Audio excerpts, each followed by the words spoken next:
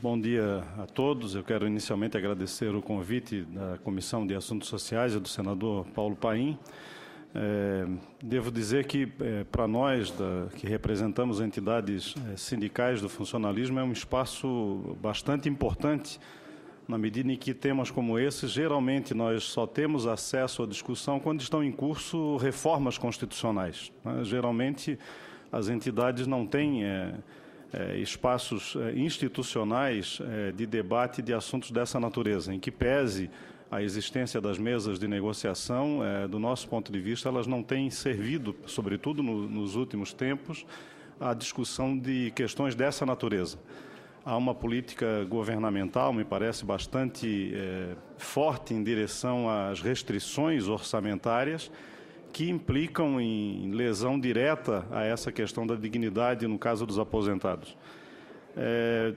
Do nosso ponto de vista, quando discutimos dignidade e justiça social, nós devemos pensar a situação da aposentadoria não só após a sua concessão, precisamos pensar no processo anterior, no processo de preparação da aposentadoria, no processo de concessão da aposentadoria, que hoje é algo absolutamente difícil, na medida em que nós convivemos com cerca de 8 ou 9 alternativas diferentes de aposentadoria que os servidores públicos precisam olhar no momento dessa decisão, até porque cada uma delas tem suas regras e, eventualmente, trazem prejuízos à escolha desses servidores, já que é uma opção voluntária desses servidores, e precisamos pensar na dignidade desses aposentados também na parte posterior ao ato de aposentadoria.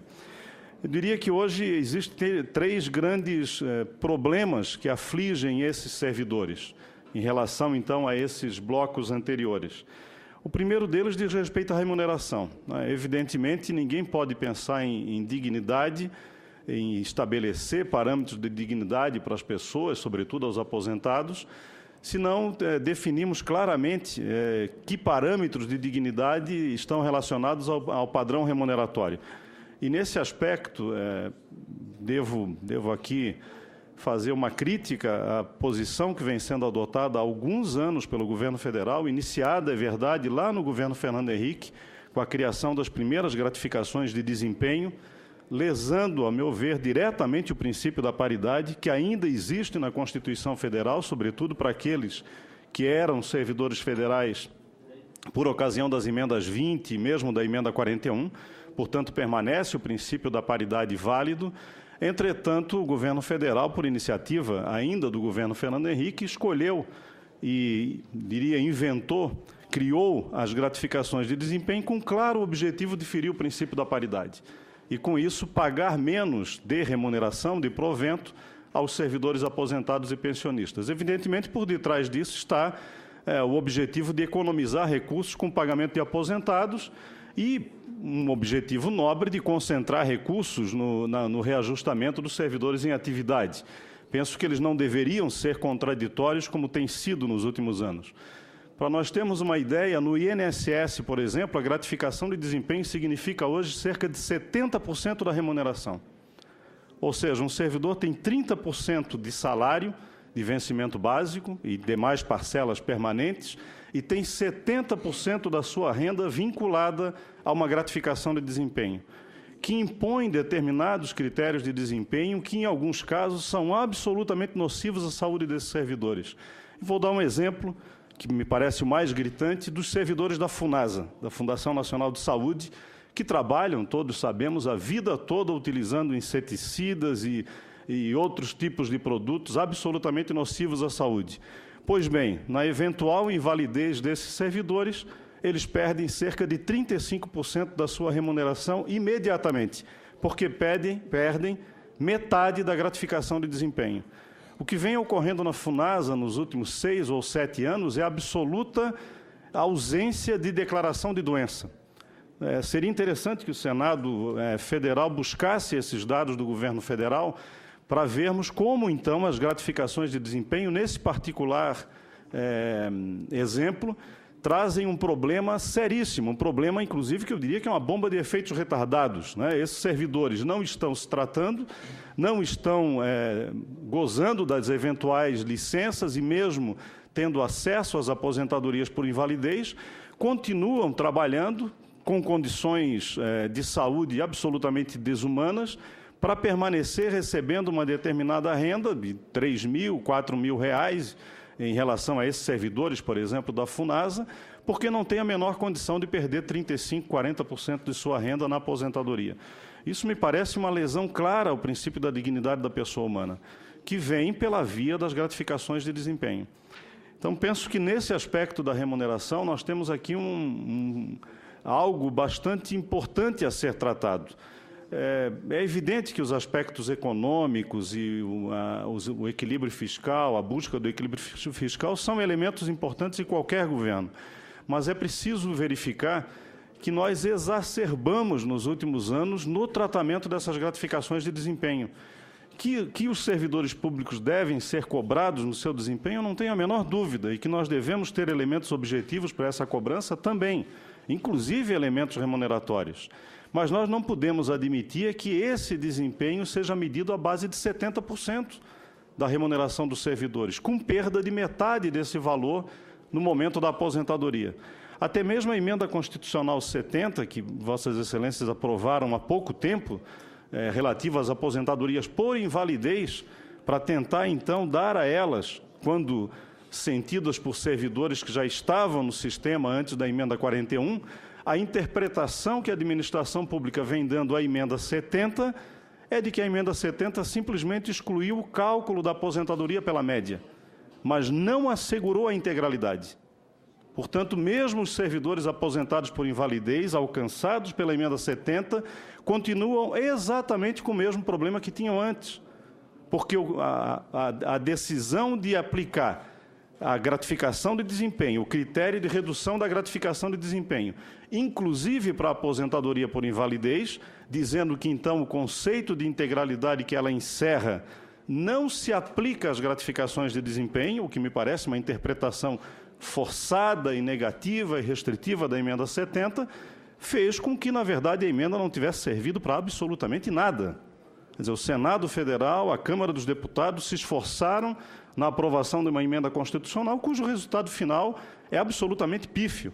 Daí porque, na própria emenda, havia um dispositivo que esse sim tem valido, que é quando o novo cálculo das aposentadorias gerar redução remuneratória, porque nós temos situações tão graves em que sair da média e cair no critério dos demais servidores, cuja gratificação de desempenho é então paga pela metade, a média era melhor.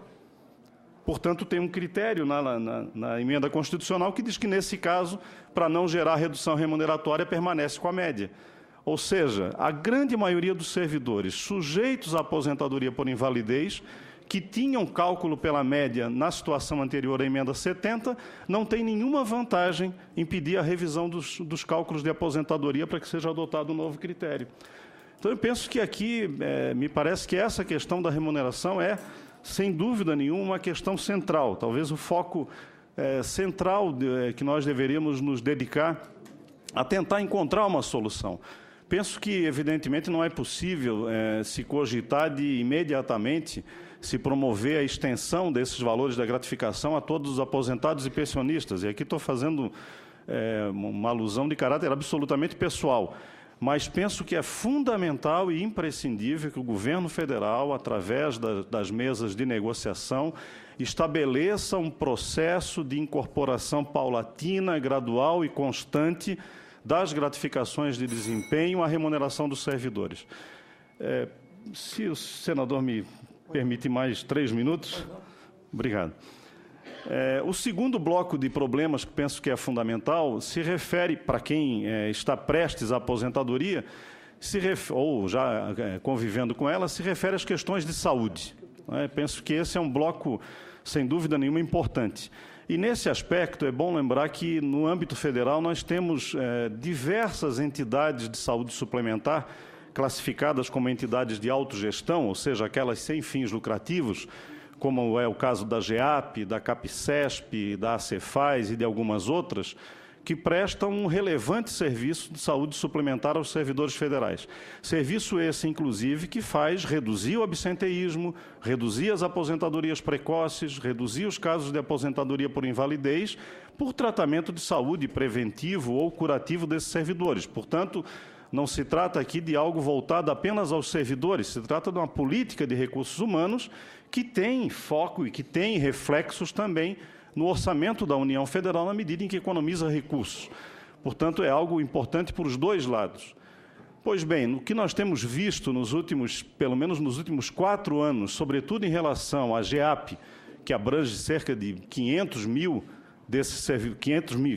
vidas, e da CAPCESP, que foca principalmente na FUNASA, é uma decisão governamental, e eu não posso pensar de outra forma, porque na medida em que o governo tem maioria na gestão dessas entidades, uma decisão governamental de dotar essas entidades exatamente dos mesmos critérios econômicos do setor privado.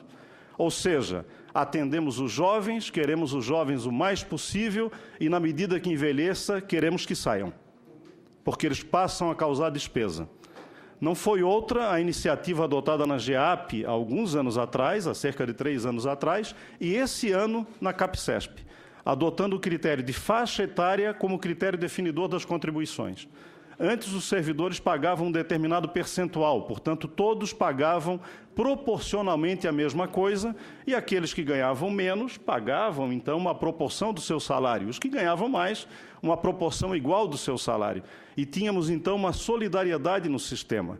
Ou seja, aqueles que menos gastam, que geralmente estão situados nas faixas de renda mais elevadas, acabavam ajudando a financiar aqueles que mais utilizam, que geralmente estão situados nas faixas de renda menos elevadas. O que fizeram na GEAP há poucos anos atrás foi aprovar, então, o critério de faixa etária. Senhores senadores, em alguns exemplos, como, por exemplo, dos servidores do Ministério da Saúde, a contribuição da GEAP passou a ser, para quem ganhava em torno de R$2.000, de até R$1.200. Ora, isso é expulsar velhos, e, sobretudo, velhos e de baixa renda. E essa política foi adotada agora recentemente também na CAPCESP.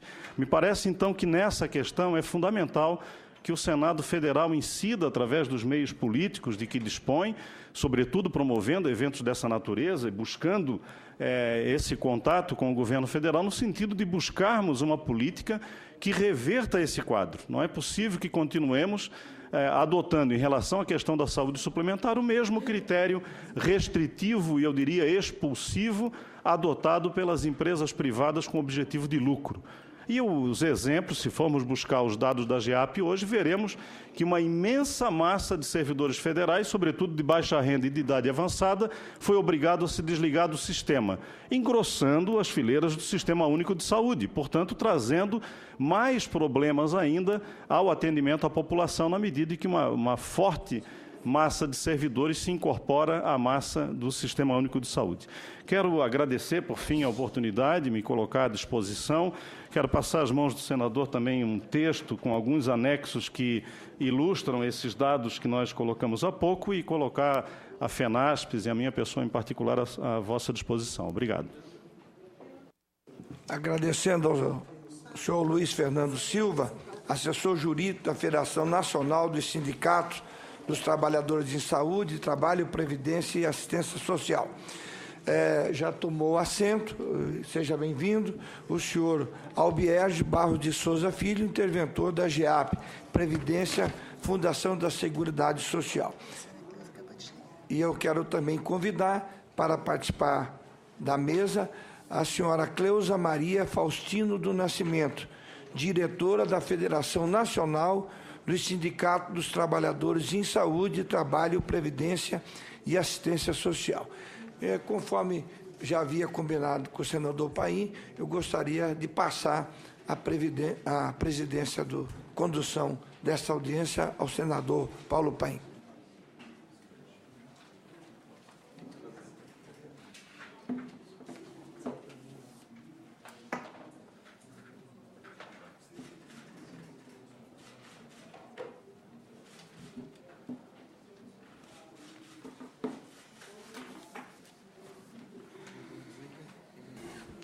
Agradeço ao presidente Valdemir Moca, que, embora estivesse com uma série de compromissos, fez questão de vir abrir a audiência pública, por mim solicitada, e depois, então, ele poder deslocar para os compromissos que ele tinha já assumido.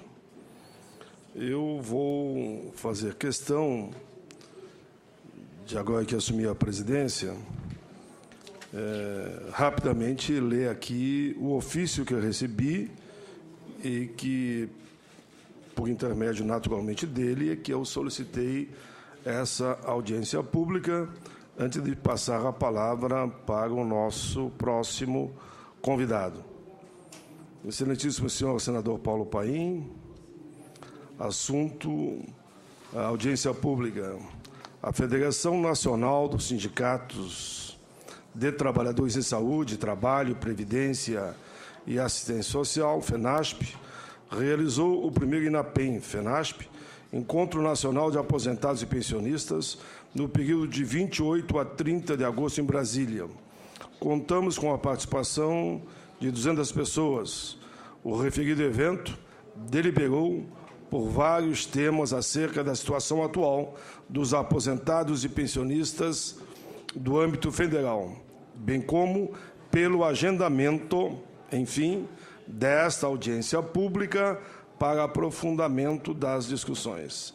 Sabedores da sua defesa incansável dos direitos dos trabalhadores aposentados, vimos formalizar, por intermédio deste, e solicitar a vossa intervenção no sentido de agendar a audiência pública para discutir a paridade entre aposentados e pensionistas, projetos em tramitação no Congresso Nacional de interesse dos aposentados e pensionistas e o tema GEAP, sobre, abre aspas, sobre as mudanças ocorridas no Estatuto da Fundação, tanto o decreto quanto a separação dos negócios da GEAP. Sendo que tínhamos todo presente, agradecemos tal senhora Cleusa Maria Faustino do Nascimento, diretoria colegiada da FENASP. Então, essa audiência pública, ela surge desse requerimento que recebi e que fez, então, que nós estivéssemos aqui nesse momento. Já falou aqui o senhor Luiz Fernando Silva, que já comento, Luiz Fernando, que fiquei assustado com esse dado. Não precisa me responder agora, mas depois vamos ter um período de debate. Pode ser que eu me enganei. Um aposentado que ganhava 2.000 passou a pagar uma prestação para a GEAP de 1.200. Eu acho que eu me enganei. Em todo caso, vamos deixar que o debate corra aqui. Deve ter, eu continuo achando que eu me enganei. Não pode. Como é que o camarada ganha 2.000 e vai pagar 1.200? E ainda com idade avançada e, é claro, considerado de baixa renda, ganha o que? 2 salários mínimos, em média, daria para dizer. Mas vamos ao nosso próximo convidado. Passo a palavra à diretora da Federação Nacional do Sindicato dos Trabalhadores em Saúde e Trabalho e Previdência Social, que é quem assina o requerimento que recebi, a senhora Cleusa Maria Faustino do Nascimento, com o mesmo tempo que foi dado ao doutor Luiz também. Foi 15 minutos, que você, 15 minutos, né? Foi que o presidente deu, foi 15 minutos antes. 10? 10 mais 5, pronto. Tá bom.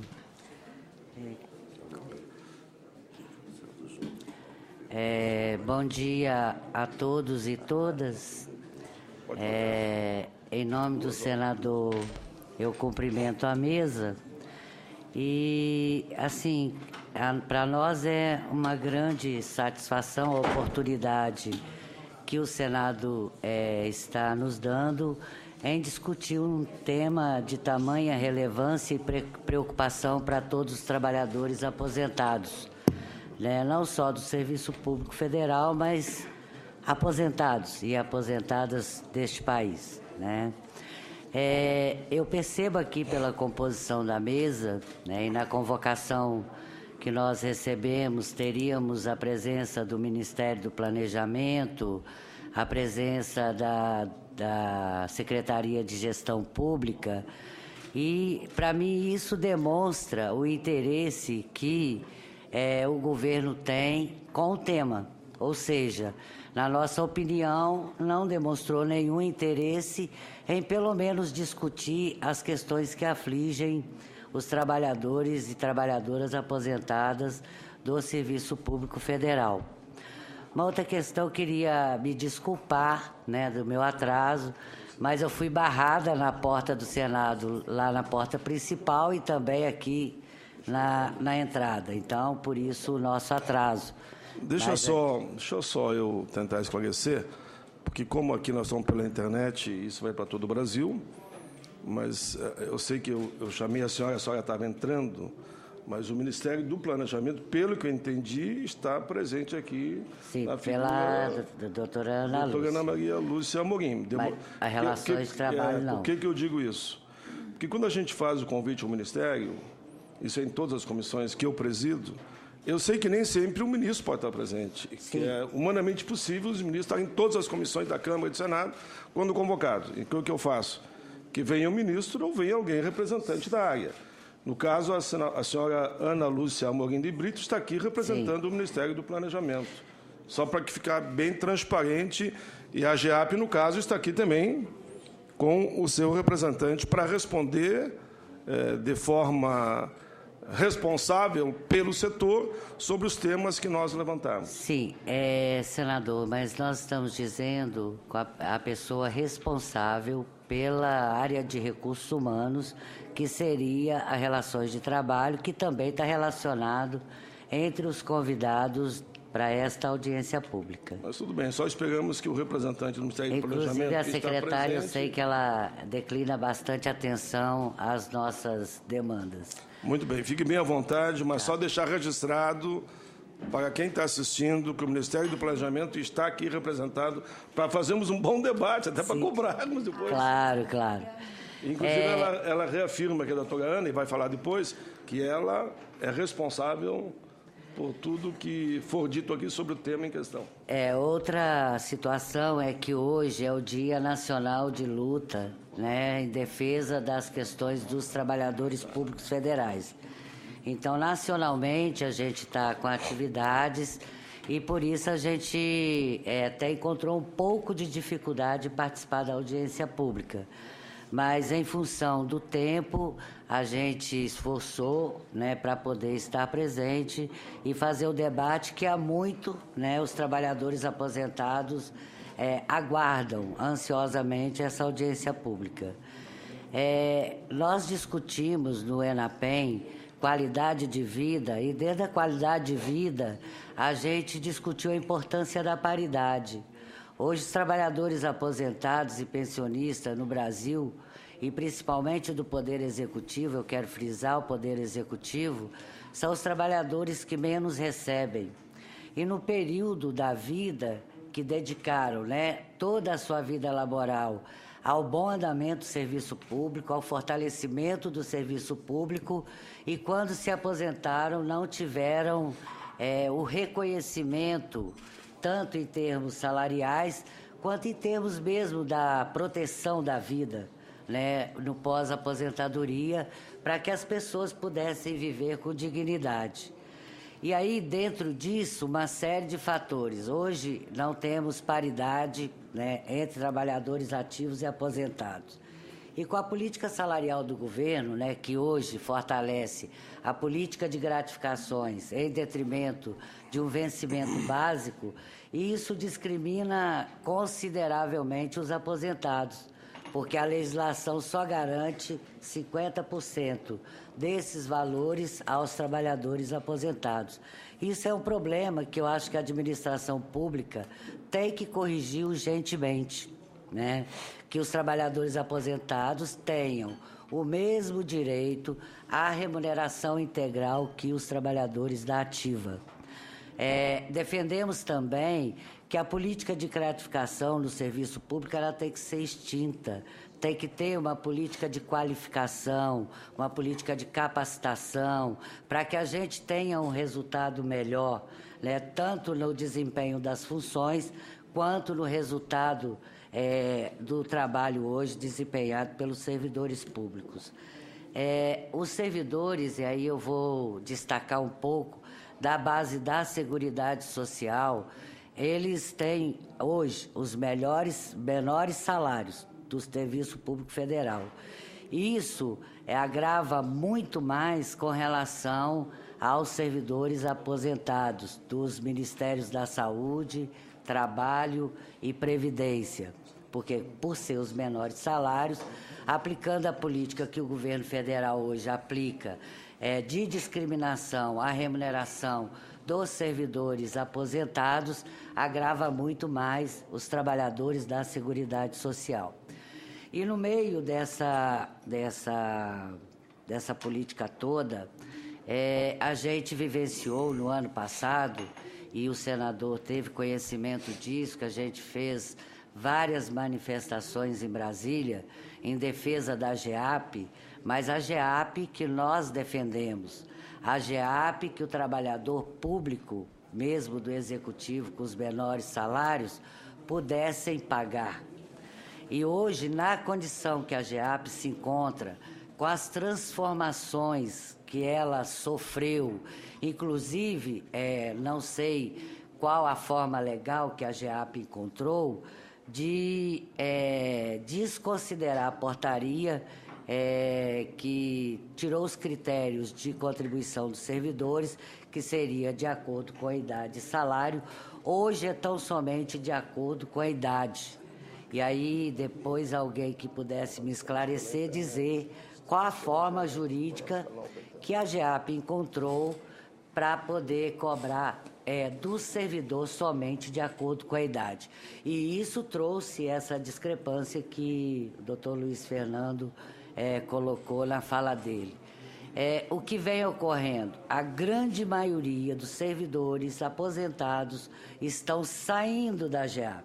Primeiro, porque não tem condições de pagar. O salário não comporta o tamanho da contribuição da GEAP. Segundo, a partir da intervenção, nós já sofremos dois aumentos, né? Uma em 2012 e agora 2013, tem já uma previsão para 2014. Então, assim, são aumentos que os servidores públicos federais estão sofrendo, especificamente os aposentados estão sofrendo muito mais, porque ele tem uma redução drástica de 50% da sua remuneração ao se aposentar. Então, assim, eu acho que é o momento da administração pública, né, principalmente no ano em que tem eleições, que a administração pública possa ter um olhar especial aos aposentados e aposentadas que tanto prestaram serviços e tanto contribuíram para o fortalecimento do Serviço Público Federal, principalmente na área que a gente atua. Só para informar que a senhora tem mais 5 minutos aí. Quando toca a campainha, é mais 5. Tá, na área que a gente atua, que é uma área que presta serviço diretamente à população. Tanto na área do seguro social, que é a Previdência Social, né, que é a maior distribuidora de renda da América Latina, quanto na área de Seguridade Social, que é o Ministério do Trabalho, né, que exerce um papel fundamental para os trabalhadores desse país, e a saúde, né, e a Previdência. A saúde hoje estão nos patamares que merece um cuidado bastante rigoroso da administração pública, porque não atende a contento a população brasileira. Então, assim, eram essas palavras que eu gostaria de deixar aqui. Muito bem, isso foi a senhora Cleusa Maria Faustino do Nascimento, que é diretora da Federação Nacional do Sindicato dos Trabalhadores em Saúde, Trabalho, Previdência e Assistência Social. Passamos agora a palavra ao senhor Albiérgio Barros de Souza Filho, que é interventor da GEAP, Previdência, Fundação de Seguridade Social. Vossa Excelência tem também 10 minutos com mais 5. Bom dia a todos. Gostaria de cumprimentar a mesa, a pessoa do senador Paulo Paim, que eu conheço já há alguns anos, tive a oportunidade, na época do Aeros, quando interventor do Aeros, ter bastante apoio dele. É uma pessoa que tem a marca, né, a característica da defesa dos aposentados e pensionistas. A secretária de Gestão Pública, Ana Lúcia, minha colega, somos oriundos da mesma instituição, a diretora Cleusa, da Federação Nacional, ao Luiz Fernando, senhores e senhoras aqui presentes. Registro que também um pequeno atraso, talvez porque a Brasília, de algum tempo atrás, permitia um deslocamento um pouco mais rápido e agora não. Então, a gente tem que se ajustar a esses novos tempos também aqui da capital em relação a deslocamento. Confesso que... Me permite um comentário? Oi. Tem o lado ruim e o lado bom, né? É que nem o tráfego aéreo. Esse ano que o nosso povo está tendo mais carro, podendo andar mais de avião. Né? Tem o lado ruim e o lado bom. Verdade, senador. Mas eu ainda prefiro que o nosso povo possa comprar carro e possa andar de avião. Isso apesar da crítica de alguns. É verdade. Mas, olha, eu confesso que quando eu recebi o convite, num primeiro momento, qualidade de vida dos aposentados é uma questão de justiça social. Por que eu estou sendo convidado, né? Porque qualidade de vida é algo bastante amplo, né? Qualidade de vida passa aí por questões relacionadas a entretenimento, lazer, habitação, segurança, saúde, previdência, salário, remuneração. Aí eu digo, bom, eu imaginei que tenha sido por conta, né, dessa minha recente história de vida aí à frente do processo de intervenção da GEAP. Então, obviamente, embora a qualidade de vida seja objeto de desejos, seja questão de justiça social, o que me cabe aqui é falar um pouco desse processo, né, que, de certa forma, teve um viés de buscar, né, uma proteção, em especial, aos aposentados e pensionistas, que é o maior contingente de pessoas que tem benefício tanto na parte da saúde quanto na parte da previdência. Então, de forma bastante objetiva, o trabalho que foi desenvolvido, senador, ao longo de 190 dias, precisos 190 dias, foi um trabalho de separação dos negócios, né? Segregação de atividades, né? A GEAP, a então GEAP Fundação de Seguridade Social, ela carregava tanto o negócio saúde quanto o negócio previdência. E, não obstante ter essa permissão na legislação, lá na 109, o fato é que o negócio saúde estava bem maior do que o negócio previdência. Se eu tenho uma ideia, nós tínhamos em torno de 600 mil beneficiários na saúde e 61 mil na previdência. A lógica, quando a lei permitiu que os fundos de pensão mantivessem assistência à saúde, é que a assistência à saúde fosse um acessório e não o negócio principal. Ou seja, na prática, a GEAP ela não estava sendo uma entidade fechada de previdência complementar operando o plano de saúde. Ela estava sendo uma operadora de plano de saúde com atividade suplementar de previdência complementar. Então, esse foi o mote principal, juntamente com, como do conhecimento, alguns problemas que poderiam incorrer em equívocos de governança da entidade, enfim, alguns conflitos que não cabe aqui a gente detalhar. E o fato é que foi feita essa separação dos negócios, né? Hoje, atualmente, eu estou como interventor da parte da Previdência, né? Então, é importante registrar isso. Eu até não me sinto confortável em avançar muito na questão saúde mais, por força exatamente do meu compromisso agora estar sendo com a Previdência.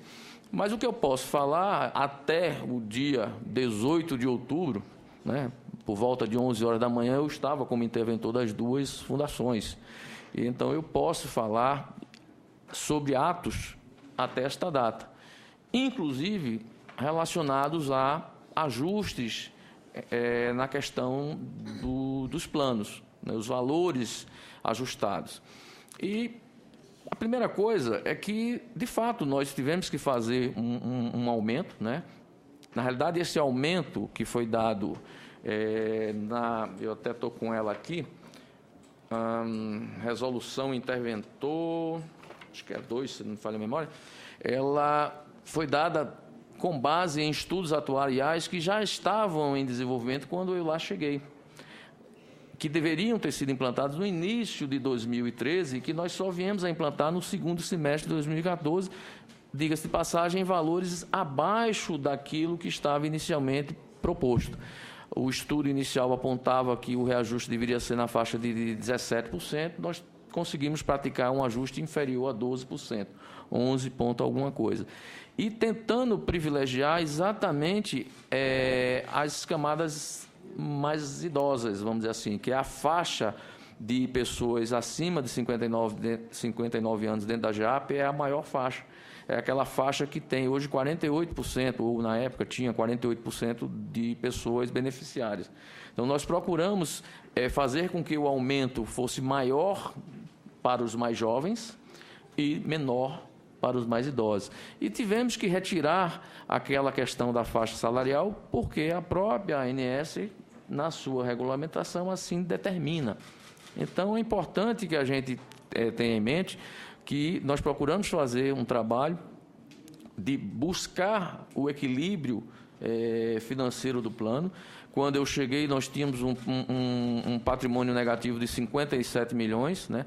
Quando saímos, já deixamos esse patrimônio positivo em torno de 32 milhões, melhoramos o fluxo do ordenador, procuramos pagar em dia os prestadores. A GEAP passou a ser a operadora que paga os seus compromissos no menor espaço de tempo. Nós temos hoje um compromisso médio de 45 dias, várias outras operadoras têm um prazo dobrado ou de 120 dias em relação aos seus compromissos, e nós fizemos isso não para ser bonzinho com o prestador de serviço, mas para exigir do prestador de serviço respeito e atendimento dentro do prazo previsto aos nossos beneficiários. Então, esse trabalho que foi feito permitiu que agora GEAP Autogestão em Saúde tenha foco na saúde. Né? Nós deixamos um plano de saneamento aprovado dentro da ANS. Esse plano já decorreu mais da metade do tempo. Esse plano vai até dezembro de 2014. Tenho total certeza de que as premissas e as fundamentações levam, e isto foi feito, diga-se de passagem também, sem considerar o aumento considerável que está havendo de beneficiários com a questão relacionadas ao convênio único, que foi uma outra etapa do processo importante. Né? Nós acabamos com aqueles quase que mais de uma centena, né, Ana Lúcia, de convênios, e hoje temos um convênio único. Esse convênio único já permitiu que a GEAP voltasse a ter uma crescente na questão dos beneficiários. Hoje, certamente, bem mais de 600 mil beneficiários. Eu não tenho os números atuais, repito, porque eu não estou mais à frente do processo, mas deixamos esse processo e a atual diretoria está dando andamento. Tenho certeza que a GEAP vai atingir o seu objetivo em dezembro de 2014 e entendo que o que foi feito, de certa forma, teve essa linha de buscar dar essa qualidade de vida ao aposentado. Os valores praticados pela GEAP hoje são os menores do mercado. O maior plano, na maior faixa, hoje, o cidadão ele paga no plano GEAP Saúde, ele paga o valor de R$ 524,95. É a maior mensalidade do plano da GEAP. Isto, R$ 524,95. Isso para pessoas com mais de 59 anos, no plano da GEAP, vamos assim chamar, top. Este plano, R$ 524,95, ainda deduz dele o valor referente ao per capita que é repassado pelo governo. Então, o valor financeiro, o desembolso real, ele é abaixo de R$ 500, porque o per capita é nessa faixa em torno de R$ 100. Só para não